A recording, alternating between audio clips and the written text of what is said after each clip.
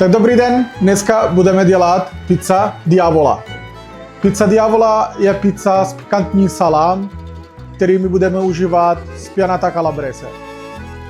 Základ, jako vždycky, je rajčatová omáčka.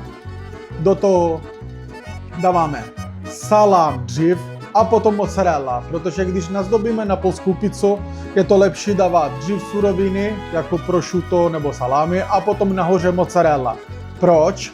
Protože na Polsko se dělá takhle, i protože ta mozzarella bude nahoře, aby že ten salám nebo ty suroviny jsou tam na 450 stupňů, nebudou spaleny a nebudou se ohřívat.